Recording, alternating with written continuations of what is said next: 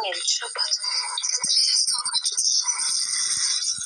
እርግጠኛ ነሽ? ሰላም አንቺን እንደ ስጋ ዘመድ የነበረው ማያሽ አንድም ቀን ከስቃቂ ተናግሬሻለሁ። በስታረሽ ተንከባክቤሻለሁ። ስትወልጂ ተመላልሻለሁ። ሌላው ቀርቶ ወደ ቤት መመለስ ስትፈልጊ እንኳን ክፍል አዘጋጅቼ እየጠበኩሽ። አንቺ እኮ እንደዚህ እንደናት ይመስላል። ሰጊያለሽ በህይወት ዘመን ይጠርጠራል። ጎረቤት እንኳን ሲያሙኝ አይለም ስለማያውቁት ነገር እያወሩ ነው ብዬ ራሴን አሳምኜ ነበር። ሰላም ሰላም እንደማበቁ መድኃኒት አንቺ የወለድሽው ልጅ የደረጀ ልጅ እንደሆነ ነግራኛለች። አታውቋችን ከአንቺ የእምነት ክደት ቃልሽን ልቀበል አይደለም የመጣሁት። ደረጀን ለመጀመሪያ ጊዜ ከልቤ ጠረጠርኩት። ስንልሽ ለእኔ በዚህ ምድር ላይ የመጨረሻው ታማኝ ሰው ደረጀ ብቻ ነው። እሱን ትንሽ እንኳን ከጠረጠርኩት ማንንም ሰው ቢሆን ላምን አልችልም። በደረጀ ጉዳይ ላይ ውስጤ በጣም ብዙ ነገር ሲለኝ ነበር። ራሴን እንኳን ስጠራጠረው ነው የኖርኩት። አንቺንም እነሱ የምን ነገር አለኝ ስመልሽ ራሴን ማረጋገጥ ነው የምፈልገው። ነገ ጠዋት 2 ሰዓት ላይ ልጁን ይዘሽ ጳውሎስ ሆስፒታል ነገር የደረጀ ልጅ ነው ወይስ አይደለም የሚለውን ነገር እናረጋግጣለን። ደረጀን ይዤ እመጣለሁ። አባቱ ሌላ ነው ያስተዋወቅሽ ከሆነ መልካም፣ እዛው እናረጋግጣለን። አሁን ግን ማንንም የምሰማበት ሰዓት ላይ አይደለሁም። እንዳታረፍች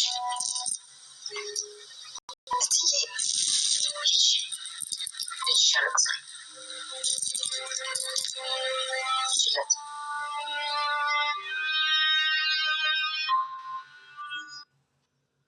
ማሚ እንግዲህ ሰላምዬ ጋር ሄዳ ሁሉንም ነገር እየነገረቻት እያፋጠጠቻት ትገኛለች ማለት ነው። ሰላምዬ ሊታምናት አልቻለችም። ሸፋፍና አሁንም ሌላ ታሪክ ሌላ ድራማ ለመፍጠር እየፈለገች ነው ሰላምዬ ማለት ነው። ሰላምዬ እንግዲህ አሁንም የሆነ ነገር ተፈጥሮ ነገሮቹ ተሸፋፍኖ እንዲያልፍ ነው እየፈለገች ያለችው። ናታን እንግዲህ ደውሎለት ነበረ ለሰላም ጋሼ እንደሚሆንም እያድርግ እያላት ነበረ እያለች ነበረ ለዳጣ ማለት ነው። አቶ ደረጀ ደግሞ እውነቱን እንድትደርስ ፈልጓል። ሰላም ደግሞ አቶ ደረጀ እንዲቀየር ምናምን እየፈለገች ነው ማለት ነው። ዲኤሙን እንግዲህ ልታስመረምር እንግዲህ ማሚ ጳውሎስ ሆስፒታል በጠዋት እንድትመጪ እንዳትቀሪ ብላታለች ማለት ነው። ሰላምዬ እንግዲህ በጣም ደንግጣለች። አረ ሰላምዬ ስንት ነገር ስታደርጊ ያልደነገጥ ዛሬ ትደነግጫለች እንዴ? መጀመሪያ ነበረ እኮ መደንገጥ ያለብሽ። በነገራችን ላይ ድራማችሁ በጣም ነው ደስ የሚለው፣ አስተማሪ የሆነ ድራማ ነው ማለት ነው። በዚህ ሰዓት እንግዲህ ማሚ ያዛዘነች የምትገኘው ባሏ እንግዲህ ከሰራተኛ 2 ልጅ ወልዶ በጣም ከባድ ነው እና አንድ ባለትዳር እንግዲህ ሚስቱ ምንም ሳታውቅ ቤት ውስጥ ከሚሰራ ሰራተኛ 2 ልጅ ወልዶ እንግዲህ ባልዮ እንደዚህ አይነት ስራ ማድረግ በጣም ከባድ ነው። ትንሽ ይከብዳል ማለት ነው። ትንሽ ከባድ ነው እና ድራማም ቢሆን እንግዲህ እውነታው ድራማ ቢሆን እንግዲህ እነሱ አሁን እውነተኛ ታሪክ ላይ ነው እየሰሩ ያሉት ማለት ነው። በጣም ከባድ ነው። በነገራችን ላይ አንድ ሰው ትዳር እስከያዘ ድረስ ለትዳሩ ታማኝና ንጹህ ሆኖ መኖር አለበት እንጂ ትዳሩን ይዞ በጎን መለከስከስ የለበትም ማለት ነው።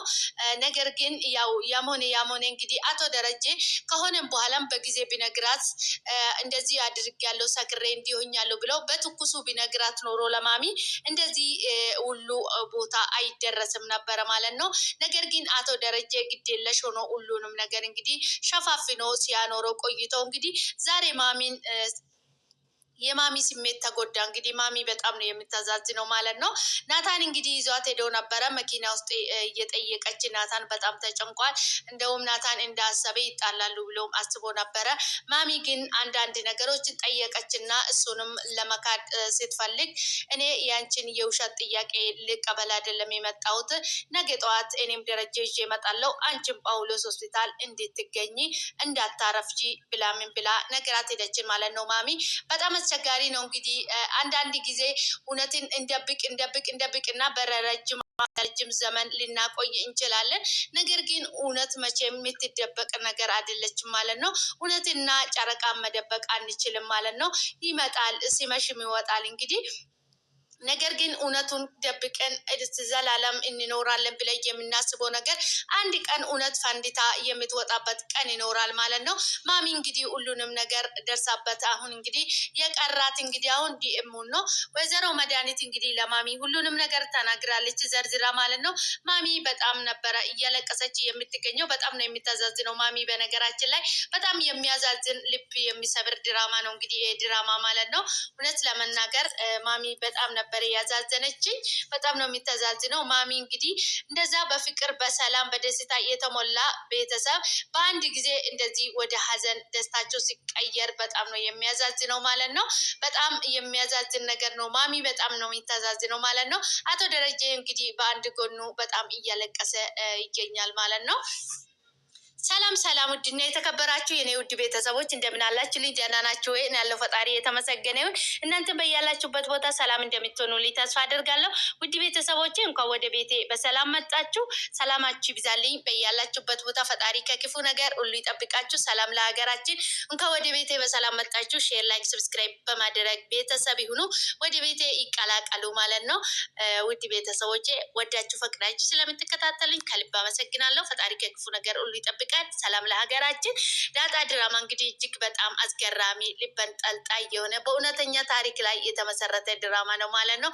በጣም እንግዲህ እጅግ በጣም አስተማሪ የሆነ ድራማ ነው ማለት ነው። በዚህ ሰዓት እንግዲህ ማሚ በጣም እየተጨነቀች እያለቀሰች ትገኛለች። አቶ ደረጀም እንግዲህ በጣም ግራ ተጋብቷል ማለት ነው። ነገር ግን እውነቱን በጊዜ ቢናገር ኖሮ ይሄ ሁሉ ቦታ አይደርስም ነበረ ማለት ነው። እውነት ከምንደብቅ እንግዲህ ይሄ ድራማ እጅግ በጣም አስተማሪ የሆነ ድራማ ነው ማለት ነው። እውነትን ከምንደብቅ እውነትን ተናግረን የፈለገ ነገር ቢመጣ የሚመጣውን ነገር በጊዜ መቀበል ነው ያለብን እንጂ እውነትን ደብቅን ስንጠመን እያኖርን እንግዲህ መጨናነቅ የለብንም ብዬ ነው የሚጠብቅ ማስበው። ኔ እውነት መቼም ተደብቃ የማትቀር ነገር ናት። እውነት ትወጣለች። እውነት መውጣቷ አትቀርም። እውነት ማለት እውነት ናት። እውነት ምንም ደብቀን ምንም ያህል ዘመን ብናቆይ አንድ ቀን ፈንዲታ መውጣቷ አትቀርም። እውነት ማለት ነው። እውነት ማለት ከባድ ነገር ነው። በጣም አስቸጋሪ ነው። እውነት ማለት እውነትን እንደብቃለን አብረን ይሄ ነገር ይሄ የራሴ ምስጢር ነው፣ ይሄ ምስጢር ነው፣ አብረኝ የሚቀበር ነገር ነው ብለን የምናቆየው ነገሮች አሉ። ነገር ግን እንደሱ ነገሮች እንግዲህ ሰዎችን የማይነካ የሰዎችን ሕይወት የማይነካ የሰዎችን ነገሮች የማይነካ ሲሆን ነው እንጂ እንደዚህ ከሰዎች ጋር የተገናኘ የሰዎች ስሜት የሚጎዳ የሰዎችን አይምሮ የሚጎዱት ነገር አንድ ቀን መውጣቱ የማይቀር ነው ማለት ነው። ነገር ግን ይሄ ዳጣ ድራማ እንግዲህ እጅግ በጣም ብዙ ነገር ነው የሚያስተምረን ማለት ነው። በጊዜ ያለውን ነገር በጊዜ አውጥተን ብንናገር ብናወጣ መልካም ነው ማለት ነው። ምክንያቱም ያልሆነ ነገር መቼም አልናገርም ብለን ስናቆይ እንግዲህ መጨረሻ ላይ ከባድ ነው የሚሆነው ማለት ነው። አቶ ደረጀ እንግዲህ ሁሉንም ነገር ቆይታ አልናገርም በጊዜ ይናገራለሁ እያለ ረጅም ጊዜ አቆይቶታል ማለት ነው። በጣም ረጅም ጊዜ ነው አቆይቶ እንግዲህ መጨረሻ መናገሩ አልቀረም ማለት ነው። መጨረሻ ላይ እንግዲህ እውነት ትወጣለች፣ መውጣቷ አይቀርም። የሰው ልጅ መቼም እውነትን አይቀብርም፣ ቆፍሮ አይቀብርም። እንግዲህ እውነት እኮ ተቆፍራ አትቀበርም። ምክንያቱም ብትቆፈርም ትወጣለች። እና አቶ ደረጀ እንግዲህ በጊዜ ቢናገር ኖሮ በዚህ ጭንቀት፣ በዚህ ፈተና፣ በዚህ እንባ ሁሉ ለማሚም አትዳረግም፣ እሱም እንደዚህ አይሆንም ነበረ ማለት ነው። በመጨረሻ እንግዲህ እውነቱ ለመውጣት ማሚን በጣም ተጎዳለች። በመሀል በጣም ተጎዳች ማሚ ማለት ነው። በጣም አስቸጋሪ ነው። እንግዲህ ዳጣ ድራማ እንግዲህ እጅግ በጣም ብዙ ነገር የሚያስተምረን አስተማሪ የሆነ ድራማ ነው ማለት ነው። በመጀመሪያ እንግዲህ ይሄ ድራማ ስናየው እንግዲህ ይሄ ድራማ እጅግ በጣም ብዙ ነገር ነው የሚያስተምረን፣ ብዙ ቁም ነገር የያዘ አስተማሪ የሆነ ድራማ ነው ማለት ነው። በተለይ ለባለ ትዳሮች እንግዲህ እጅግ በጣም አስተማሪ የሆነ ድራማ ነው ማለት ነው። ከሚስቶቻችሁ ተደብቃችሁ ከምትለከስከሱ የተደረገም በስህተትም አደረጋችሁ በይፋም አደረጋችሁ አንድ ነገር እውነት አውጥታችሁ ፊት ለፊት ብትናገሩ መልካም ነው። በድብቅብቆሽ የማይሆን ጨዋታ ከምትጫወቱ ማለት ነው። በጣም አስቸጋሪ ነው። እውነት መቼም ተደብቃ ስለማትቀር እውነቱን መናገር እውነት ይፋ ማውጣት ነው እንጂ ያለብን እውነትን ተደባብቆ መኖር እውነት መውጣት ስለማትቀር እውነቱን በጊዜ ተናግረን ያለውን ነገር የሚመጣውን ነገር በጸጋ መቀበል ነው ያለብን እንጂ ውሸትን ሸፋፍነን በውሸትን በእውነት መሸፈን አንችልም ማለት ነው። እውነት መውጣቷ አትቀር። ደረጀ እንግዲህ በጣም አስቸጋሪ ሁኔታ ላይ ነው ያለው። አሁን በጣም ተጨንቋል። የሚያደርገው ሰማይ ጠፍቶበታል። እንግዲህ እያለቀሰ ይገኛል። እንግዲህ ገዜ እንደውም ውጭ ላይ ቁጭ ብሎ እያናወራ ነበረ ማለት ነው። ትዳር ለመያዝ ስለ ትዳር እያወራ ነበረ ማለት ነው። አንተ የትዳር ሴት ይዞ የማትሳሳተውን ሴት አግባ አታግባ ይላታል ማለት ነው። አቶ ደረጀ እንዴ ጋሼ የማይሳሳት ሰው አለ እንደ ይለዋል ገዜ ለአቶ ደረጀ ማለት ነው። አዎ የማይሳሳት ሰው አለ፣ ማርቲ በጭራሽ አትሳሳትም፣ የማትሳሳት ሰው ናት እያላት ነበረ ማለት ነው። እያለው ነበረ ለገዜ ማለት ነው። ነገር ግን ይሄ ምን ያመላክታል? አንድ ሰው እንግዲህ አንድ ወይ ሚስቱ ንጹህ ከሆነች ወይ ባሉ ንጹህ ከሆነ እነዚህ ሰዎች ተቃራኒ ሰዎች ሲሆኑ በጣም ከባድ ነው እና አንድ ሰው አንዱ ኔጌቲቭ ፖዚቲቭ ሰዎች እንግዲህ አንድ ላይ በጣም ከባድ ነው ማለት ነው። አንዱ እየተጎዳዱ ይኖራሉ ወይ ደግሞ አንድ ቀን እውነቱ መውጣቱ አይቀርም፣ ትዳራቸው ይናጋል። በጣም ከባድ ሁኔታ ውስጥ ነው የሚገቡት ማለት ነው።